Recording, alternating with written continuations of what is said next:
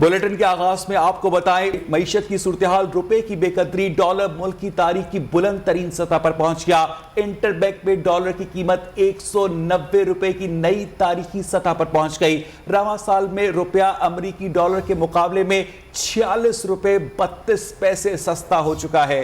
रुपए की कीमत गिरने से कर्जों में 400 अरब रुपए का इजाफा हुआ। उधर स्टॉक मार्केट में भी मंदी का रुझान है। डॉलर मुल्क की तारीख की बुलंद तरीन सतह पर पहुंच गया है और रुपए की बेकदरी का सिलसिला जारी है। इंटरबैंक में डॉलर की कीमत 190 रुपए की नई तारीखी सतह पर पहुंच गई।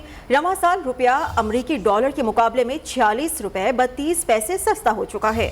मजीद तफसीलात क्या है, राजा कामरान से हम जानेंगे। जी राजा कामरान, कहिएगा। देखिए, इस वक्त जो है पाकिस्तान के पास कोई बड़ा प्रोग्राम मौजूद नहीं है जिससे पाकिस्तान को जो डॉलर्स हैं वो मिल सके।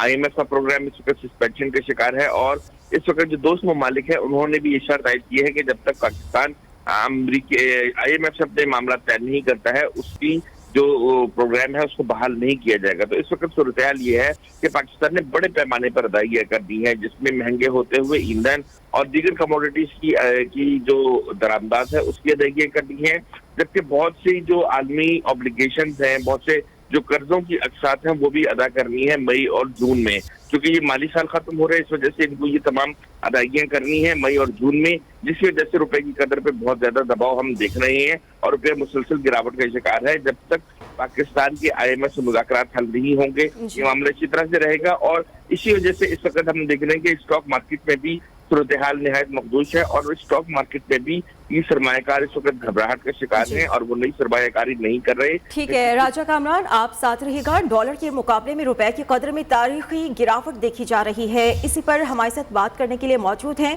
Exchange companies association of Pakistan के जनरल सेक्रेटरी जफर पराचा साहब। जफर पराचा साहब, क्या समझते हैं, वजूहात हैं क्या डॉलर की कदर में मुसलसल इजाफे की? जैसे साहब ने फरमाया, मेन वजूहात तो यही है कि एक खास तौर पर जब तक हमारी मुल्क में पॉलिटिकल अनरेस्ट की पोजीशन रहेगी तो कोई भी हम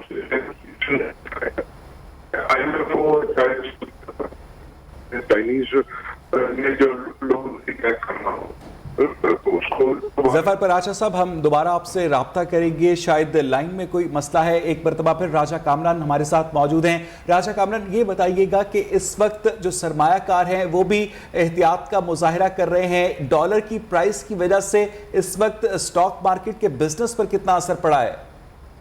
देखिए, स्टॉक मार्केट के बिजनेस जो है उसकी वजूहात दो हैं। एक जो है रुपए की कदर में तेजी से गिरावट है, इस पर भी स्टॉक मार्केट बहुत तजब्बुब का शिकार है क्योंकि बहुत सी ऐसी मार्केट से जिनका इंटरनेशनल एक्सपोजर होता है। जब डॉलर की कदर गिरती है तो उससे उनकी जो इंटरनेशनल एक्सपोजर है उस पर असरात मुरतब होते हैं और वो मुश्किलात का शिकार होती हैं। दूसरे जो बात अभी जफर पराचा साहब कहना चाह रहे थे कि जो इस वक्त पाकिस्तान में पॉलिटिकल अनरेस्ट है वो भी सरमायाकारों को तजब्बुब में मुब्तला किए हुए है। इस पर अभी भी बहस हो रही है कि मौजूदा जो सेटअप हुकूमत है, कोलिशन गवर्नमेंट है, तकरीबन 12 सियासी जमातों की गवर्नमेंट जो बनी है, ये कब तक चलेगी? क्या ये 2 माह में इंतखाबात होंगे, 3 माह में इंतखाबात होंगे या 30 मई को जो इमरान खान आ रहे हैं अपने वो जलसे को लेकर, उसकी बात मईशत की क्या सूरत-ए-हाल होगी? क्या ये हुकूमत चल पाएगी या नहीं चल पाएगी? ये तमाम सवालात हैं जिनके जवाबात की इस वक्त तलाश जारी है। अब देखना यह है कि जैसे अभी लंदन में मुस्लिम लीग नून का इजलास हो रहा है, वहां से अब क्या आउटकम आता है और क्या साझेदार जो है मईशत के हवाले से जो हिदायत हैं या जो भी बहस मुबाहिसा है वो करते हैं और इस पर देखते हैं कि क्या सूरत-ए-हाल बनती है। इस वक्त जो पाकिस्तान को तकरीबन 300, लेकिन राजा कामरान, आपको याद होगा कि 10 अप्रैल को जब ये इमरान खान साहब की हुकूमत गई तब डॉलर ने बहुत ज़्यादा कम बैक किया था, 190 रुपए से वापस 182 रुपए पर आ गया था। तब भी IMF का कोई प्रोग्राम नहीं चल रहा था, तब भी दोस्त ममालिक से कोई पैसे नहीं आए थे। एक गुडविल के ऊपर डॉलर ने रीसर्फेस किया था, रुपए ने रीसर्फेस किया था। राजा कामरान जी, आपकी ये बात दुरुस्त है, मगर चूंकि अब हम दोबारा IMF के प्रोग्राम की तरफ जा रहे हैं और IMF के जब भी जो शराइत होती है उसमें रुपए की जो कद्र है उसको मार्केट वैल्यू पर लाना बहुत जरूरी होता है। उसमें जो रुपए ने रीसर्फेस किया था वो एक गुडविल आई थी, मगर इस गुडविल को गवर्नमेंट कैश करने में नाकाम रही है और उस जो मील को कैश करने में नाकाम रहने की वजह से अब जो है रुपए की जैसे जैसे एकदम से फ्लाइट बढ़ी है, जैसे अभी आपको बहुत बड़े पैमाने पर इंटरनेशनल अदायगियां कर रही हैं आलमी बैंक की, एशियाई तरक्याती बैंक की और इस्लामिक जो तरक्याती बैंक है, इनकी जो कर्जे और जो प्रोग्राम हमारे चल रहे थे उनकी अदायगियां मई और जून में हमने करनी होती है, जिसकी वजह से अभी हमें रिक्वायर्ड है। जबकि आलमी ठीक है राजा कामरान साहब, आप हमारे साथ रहिएगा। जफर पराचा साहब फिलहाल हमारे साथ मौजूद हैं। जफर पराचा साहब, आप वजूहात के बारे में जिक्र कर रहे थे, अभी आप पॉलिटिकल अनरेस्ट की बात कर रहे थे, अपनी बात को कंटिन्यू कीजिएगा। अस्सलाम वालेकुम। देखिए, बात यह है, जब तक पॉलिटिकल अनरेस्ट हमारे मुल्क में खत्म नहीं होगा तो ये हमारी माशी सूरत हाल इससे भी ज्यादा खराब लगती है मुझको, क्योंकि जो जैसे राजा साहब फरमा रहे थे कि जो हमने अभी जो कर्जा जात देने हैं वो तकरीबन 9 से 10 बिलियन डॉलर के देने हैं, जिसमें हमारी इम्पोर्ट के पैसे भी शामिल हैं और हमारे जो कर्जा जात हैं उसके पैसे भी शामिल है, और हमारे पास टोटल जो रिजर्व है वो 10 बिलियन डॉलर है जितना हमने देना है। और जैसा कि IMF जो है वो रिलेक्टेंट है, वो ये कहती है कि आप अपनी पेट्रोल और डीजल की सब्सिडी खत्म करके हमारे पास आए, फिर हम देखेंगे। गो कि उनका डॉलर जो हमसे आना है अमाउंट वो सिर्फ 1 बिलियन डॉलर है, लेकिन वो क्योंकि एक बेंचमार्क है उसकी वजह से पहली दफा सऊदी हुकूमत और चाइना ने भी कंडीशन लगा दी है कि अगर आपको वहां से मिलेगा तो हम देंगे। इससे पहले ऐसी कोई कंडीशन ये ममालिक नहीं लगाते थे, क्योंकि पॉलिटिकली अनरेस्ट है। और मैं ये कहना चाहूंगा कि इस वक्त जितनी सियासी पार्टियां हैं, अपोजिशन या हुक्मरान, उनको चाहिए कि माशी तौर पे मुल्क के खातिर एक जगह बैठ के बेहतर फैसले करें, और खास तौर पे जो इम्पोर्ट है एसेंशियल आइटम्स के अलावा बाकी सब बैन की जाए इम्पोर्ट जी, और जो गैर तरक्याती खराजात हैं वो बंद किए ठीक है। मईशत की बेहतरी के लिए तमाम पार्टीज को मुत्तहिद होकर किसी फैसले करने की बहुत ज़रूरत है। बहुत शुक्रिया आपका जफर पराचा साहब और राजा कामरान डिटेल्स शेयर करने के लिए। एक माह में ज़र मुबादला के ज़खायर 92 करोड़ 40 लाख डॉलर्स कम हो गए। स्टेट बैंक ऑफ पाकिस्तान के मुताबिक 1 अप्रैल को ज़र मुबादला के ज़खायर की मालियत 17 अरब 47 करोड़ डॉलर्स थी। 30 अप्रैल को ज़खायर कम होकर 16 अरब 55 करोड़ डॉलर्स रह गए। मरकजी बैंक के पास महफूज ज़र मुबादला 82 करोड़ डॉलर की कमी के बाद 10.5 अरब डॉलर्स हुए। बैंक्स के गैर मुल्की करेंसी अकाउंट्स की मालियत में 10 करोड़ डॉलर्स की कमी आई और बैंक्स के फॉरेन करेंसी अकाउंट्स में 6 अरब 5 लाख डॉलर्स रह गए हैं।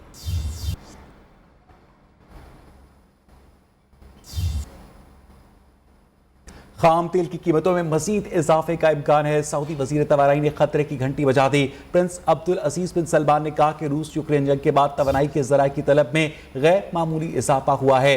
तेल और गैस पैदा करने की मौजूदा सलाहियत महदूद है। इस शोबे में सरमायाकारी न होने के बायस आने वाले दिनों में तेल और गैस मजीद महंगा हो सकता है। उन्होंने कहा कि सऊदी अरब तेल का बड़ा पैदावारी मुल्क है। इस साल तेल की कीमतें 35% इजाफे के बाद $105 फी बैरल की सतह पर पहुंच गई हैं। जितनी जल्दी मुमकिन हो सके आलमी बरादरी को हकीकत तस्लीम करनी होगी। रूस यूक्रेन जंग अगर मजीद कुछ अरसा जारी रही तो तेल की कीमतें नाकाबिले बर्दाश्त हद तक पहुंच जाएंगी।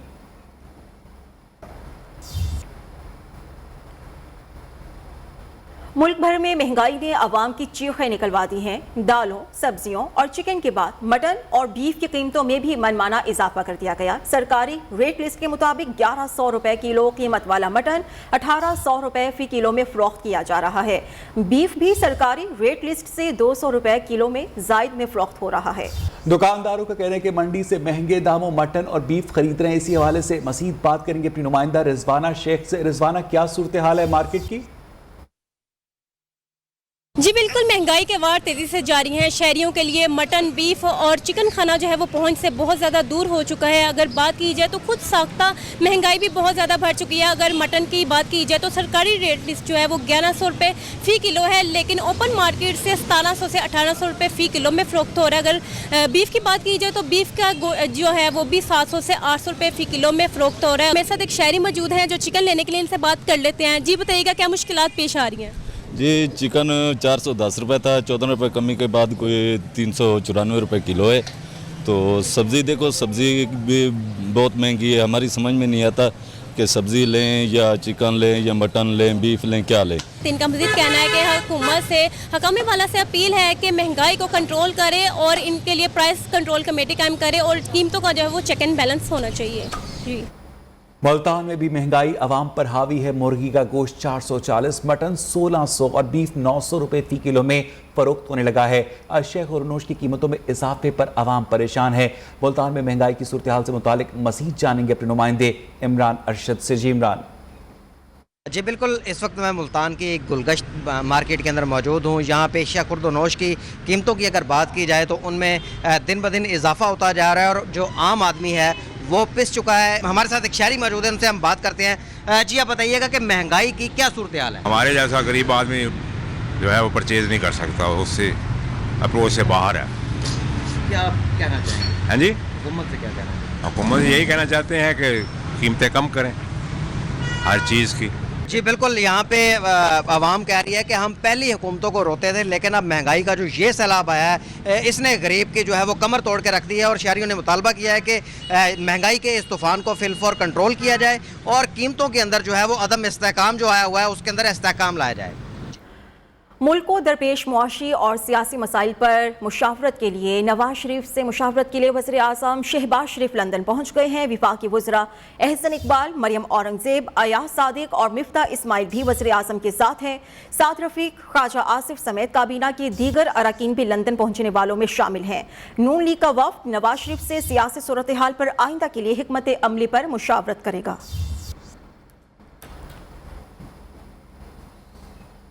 पाकिस्तान में अक्टूबर से पहले इलेक्शन नहीं हो सकते। इंतखाबात के लिए दूसरा ऑप्शन अगस्त 2023 है। नून लीग के रहनुमा और साबिक वज़ीर खजाना इसहाक डार की लंदन में मीडिया से गुफ्तगू। कहा, तहरीक इंसाफ इलेक्शन चोरी करके इक़्तिदार में आई, उन्हें आईनी तरीके से घर भेजा जो उनसे हासिल नहीं हो रहा। इसहाक डार ने सदर आरिफ अलवी के अमल को गैर मौजू करार दिया। कहा, सदर पाकिस्तान की पार्टी वाबस्तगी खत्म हो जानी चाहिए। इसहाक डार ने मजीद कहा कि कौम मजीद महंगाई बर्दाश्त करने के काबिल नहीं। कोशिश है कि अवाम पर कम से कम बोझ डाला जाए। उधर अमेरिका ने एक मरतबा फिर साबिक वज़ीर आज़म इमरान खान की साजिश से मुतालिक दावों को मुस्तरद कर दिया है। इमरान खान के इल्जामात से मुतालिक सवाल पर अमरीकी महकमा खारिजा के तर्जुमान नेड प्राइस ने कहा, अमरीका पाकिस्तान के साथ अपने दो तरफा ताल्लुकात की राह में किसी प्रोपेगेंडा, गलत मालूमात, अफवाहों और झूठ को नहीं आने देगा। नेड प्राइस ने बताया कि अमरीकी वज़ीर खारिजा एंटोनी ब्लिंकन ने पाकिस्तानी हममनसब बिलावल भुट्टो जरदारी से गुज़श्ता हफ्ते तफसीली बातचीत की। उन्होंने मजीद कहा, अमरीकी वज़ीर खारिजा ने अफगानिस्तान में इस्तेहकाम और दहशतगर्दी से निपटने के लिए अमरीका और पाकिस्तान के आज़म का इयादा किया है। इलेक्शन कमीशन ने मुनहरिफ अरकान की नाअहली केस में पीटीआई की जानिब से मजीद रिकॉर्ड देने की दरख्वास्त मुस्तरद कर दी है। इलेक्शन कमीशन ने महफूज फैसला सुना दिया। मुनहरिफ अरकान ने पीटीआई की मजीद रिकॉर्ड देने की मुखालिफत की थी। तहरीक इंसाफ ने MNA नूर आलम, राजा रियाज और दीगर अरकान को मुनहरिफ करार देकर उनके खिलाफ इलेक्शन कमीशन से कार्रवाई की इस्तदा कर रखी है। नए अटॉर्नी जनरल अशतर औसाफ का कहना है कि सुप्रीम कोर्ट आर्टिकल 63A की तशरीह के रेफरेंस में बुलाएगी तो जरूर पेश होगा। सहाफियों से गैर रस्मी गुफ्तगू में कहा कि स्पीकर पंजाब असम्बली परवेज इलाही अपनी आईनी जिम्मेदारी और हल्फ से कैसे इनकार कर सकते हैं। कायम मकाम गवर्नर की जिम्मेदारी संभालना स्पीकर की आईनी जिम्मेदारी है।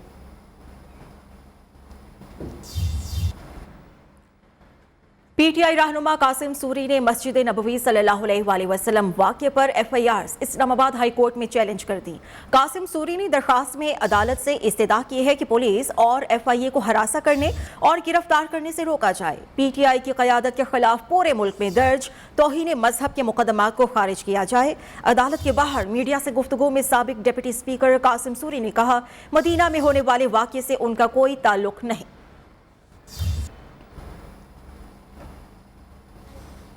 पीटीआई के जलसों के पंडाल छोटे और शुरका की तादाद कम होती जा रही है। सोशल मीडिया पर सार्फिन के दिलचस्प तबसरे भी जारी हैं। तफसीलात देखिए।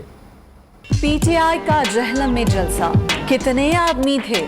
जलसे की वीडियो शेयर करके सोशल मीडिया सार्फिन के दिलचस्प तबसरे।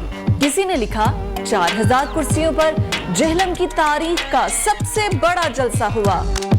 तो किसी के मुताबिक जहलम में पीटीआई का चहलम हुआ। किसी ने वीडियो शेयर की, कोल्ड ड्रिंक्स पिलाने के नाम पर लोगों को जलसागाह बुलाया गया।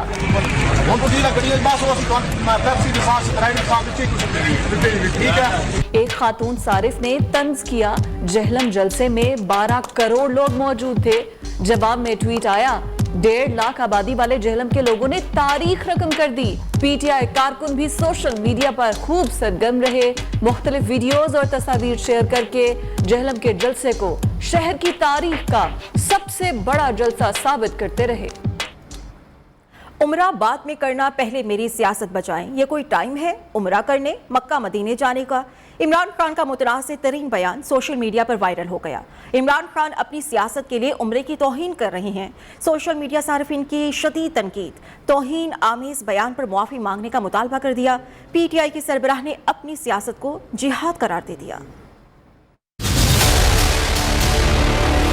जितने हमारे लोग उम्रे पे गए, वैसे ये टाइम नहीं था उम्रे पे जाने का। उम्रा करना जरूरी नहीं, मेरी सियासत बचाना ज्यादा जरूरी है। ये कोई टाइम है उम्रा करने का, मक्का मदीना जाने का? इमरान खान का मुतनाज़ा तरीन बयान सोशल मीडिया पर वायरल। उम्रे के लिए जाने वाले पीटीआई रहनुमाओं पर इजहार बरहमी करते हुए कहा कि ये कोई वक्त है उम्रे का, इस वक्त मेरे साथ खड़े होते। जो गया मक्का मदीना, जितने हमारे लोग उम्रे पे गए, वैसे ये टाइम नहीं था उम्रे पे जाने का। नादान गिर गया सजदे में जब वक्त क्या आया। शेर यार, ये टाइम था, यहाँ मुझे नहीं शौक उम्रे जाने का, बाहर मैं क्यों यहाँ उस दिन का बैठा हुआ। और तो और पीटीआई सरबराह ने अपनी सियासत को जहाद करार दे दिया। ये वो लोग हैं जो गद्दार हैं मुल्क के, और इनके खिलाफ ये जहाद है। ये मैं पॉलिटिक्स नहीं कर रहा, मैं जहाद लड़ रहा हूँ उनके खिलाफ। चेयरमैन पीटीआई के लिए हालिया बयानात पर सोशल मीडिया पर तूफान बरपा है। सार्फिन के मुताबिक सियासत तो साल भर होती रहती है, लेकिन सियासत के लिए हिजाज मुकद्दस में हाजिरी का मौका कैसे कुर्बान किया जा सकता है? इमरान खान को मजहबी अकायद से मुतालिक बयान देते वक्त मोहतात रहना चाहिए। और सिर्फ इमरान खान नहीं, साबिक वजीर अली मोहम्मद खान भी इस्लाम के नाम पर अवाम को गुमराह करने लगे। कहते हैं यौम हिसाब पर अल्लाह पूछेगा जवानी कहाँ लगाई, आप जवाब देना या अल्लाह जवानी पाकिस्तान के लिए लगाई। अल्लाह पूछेगा पैसा कहाँ लगाया, तो जवाब देना तहरीक पर लगाया। सोशल मीडिया पर अली मोहम्मद खान के गुमराह कुन बयान की शदीद मजम्मत की जा रही है।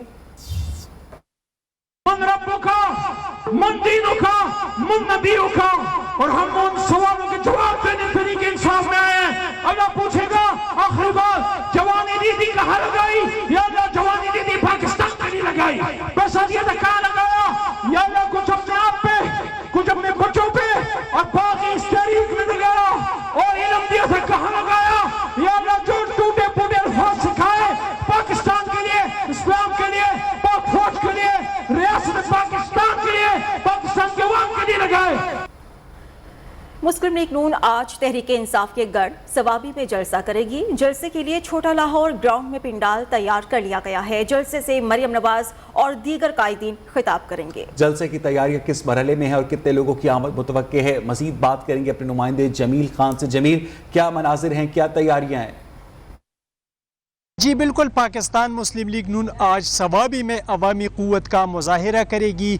जलसे का इनेकाद किया गया है और तैयारियों का अमल तकरीबन मुकम्मल हो चुका है। यहाँ पे हज़ारों की तादाद में कुर्सियाँ बिछाई गई हैं, साथ साथ स्टेज भी तैयार है। इस वक्त हमारे साथ एक कारकुन यहाँ पे जो मुकामी है वो भी मौजूद है, उनसे भी जानते हैं कि कितने पुरजोश है अपने लीडर्स की आमद पे। जलसे के हवाले से तो आप देख रहे हैं हमारा लीडरशिप जो है सूबाई लेवल का, सवाबी लेवल का और कारकुनान जो है सारे बहुत पुरजोश है।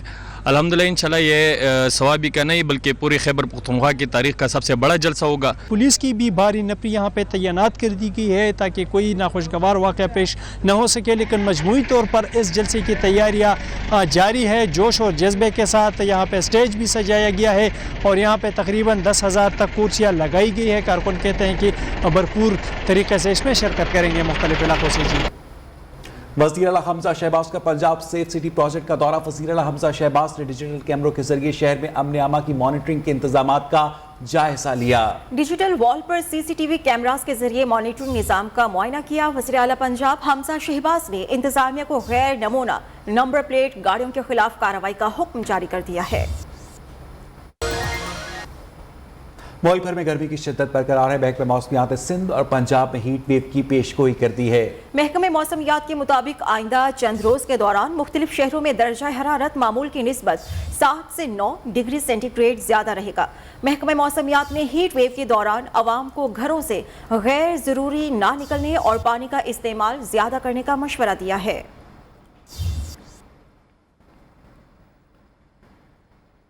सूबा सिंध में रवा हफ्ते शदीद गर्मी की लहर जारी रहेगी। चीफ मेट्रोलॉजिस्ट सरदार सरफराज ने कहा है कराची में 13 से 14 मई के दौरान पारा 40 डिग्री को छूने का खदशा है। सेंट्रल सिंध और अपर सिंध में तो ऑलरेडी गर्मी एक तरह से चल रही है, यानी 45, 44, 45 से ऊपर ही टेम्परेचर चल रहे हैं, कहीं 47, कहीं 48। परसों जैकोबाद में 48 तक पहुंच गया था, कल फिर वो 47 रहा। तो हाँ, तो ये सिलसिला चल रहा है, लेकिन वही सिलसिला फैलते फैलते अब लोअर सिंध के जो डिस्ट्रिक्ट्स हैं, हैदराबाद, मीरपुर खास, बदीन, ठट्ठा, इन एरियाज़ को थरपाकर इन एरियाज़ तक भी फैल जाएगा। यहाँ भी टेम्परेचर 44-45 की रेंज तक पहुँच जाएगा अगले दिनों में, यानी कल के बाद अगले 3 दिन तक ऐसे यही कैफियत रहेगी। और कराची का टेम्परेचर भी जुम्मे और हफ्ते को यानी 13 और 14 मई को 2 दिन ऐसे हैं कि जिसमें 40 डिग्री तक जा सकते। उधर पेशावर में बिजली की गैर एलानिया लोड शेडिंग का सिलसिला जारी है। शहरी इलाकों में 6 से 8 जबकि मज़ाफ़ात में 18 घंटे तक लोड शेडिंग जारी है। शदीद गर्मी में बिजली की तवील बंदिश के बायस मामूलात ज़िंदगी, कारोबारी सरगर्मियाँ शदीद मुतासर हैं। मज़ीद जाने के अपने नुमाइंदे शाहिद खान से। जी बिल्कुल, गर्मियों में लोड शेडिंग के दौरानिए में कमी आने का जो अवामी ख्वाब था वो अभी तक जो है वो पूरा ना हो सका। और देखा जाए तो इस वक्त हुकूमत का ये दावा है कि जो तमाम बड़े शहर हैं मुल्क के वहाँ पर बिजली लोड शेडिंग जो है वो ख़त्म कर दी गई। लेकिन अगर पेशावर की बात की जाए तो पेशावर में इस वक्त भी लोड शेडिंग का दौरानिया कम घटा नहीं बल्कि बढ़ गया है। जो शहरी इलाके हैं पेशावर के उसमें 6 से 8 जबकि नवाही जो इलाके हैं या जो देही इलाके ज़िला पेशावर के तो वहाँ पर 18 तक बिजली गायब रहती है, जिसकी वजह से जो शहरी उनको शदीद मुश्किलात का सामना है। बिजली बंदिश की वजह से एक तरफ तो शदीद गर्मी है तो दूसरी जानिब जो पानी की किल्लत का भी सामना करना पड़ रहा है, क्योंकि बिजली नहीं होती तो पानी जो है वो ख़त्म हो जाता है और शहरी जो है वो दूर दराज से पानी लाने पर मजबूर होते हैं। ये लोड शेडिंग जो हो रही है ये गैर एलानिया लोड शेडिंग है, तो गैर एलानिया लोड शेडिंग की वजह से और बिजली की आंख मचूली की वजह से शहरी जो है वो काफ़ी परेशान है। जी वज़ीर आला सिंध के अहकामात नज़रअंदाज। ठट्ठा में महकमा आबपाशी पानी की मुनसिफाना तकसीम यकीनी ना बना सका, अवाम के लिए पानी नायाब है। बासर शख्सियात को पानी की फराहमी जारी है। इंतजामिया की बेहसी के खिलाफ शहरियों का एहतजाज। मुजाहिरीन का कहना है कि इंसान और मवेशी पानी के लिए तरस चुके हैं। मज़ीद बताएंगे ताज़ा कुल। मौजूद हूँ मीरपुर साकरों के इलाके 97 आरडी रेगुलेटर पर, और यहाँ पहले तो चलो पानी की किल्लत नहीं थी, अभी पानी की किल्लत है। पहले भी पानी से महरूम है, अभी महरूम है, तो शहरी मौजूद है। ये शाख है जो सूखी पड़ी हुई है, इसको तकरीबन 97 रेगुलेटर से 5 शाखें निकलती है। ये राजवा डिस्ट्री, मलकावा, लज्जावा, डोडो नाली, टाकानी, ये इन सब की सूरत हाल ये 3 साल से हमारे ये 5 शाखों की ये सूरत हाल है कि हमें पानी नहीं मिला। एग्रीकल्चर तो चलो हमारी तबाह हो गई है, अभी सूरत हाल ये हो गई है कि हमें पीने के लिए भी पानी नहीं मिल रहा। उन्होंने वज़ीर आला सिंध, वज़ीर आज़म पाकिस्तान और चेयरमैन बिलावल भुट्टो से मुतालबा किया है कि खुदारा मीरपुर साकरो ज़िला ठट्टा के अवाम पर रहम किया जाए और पीने का पानी दिया जाए। जी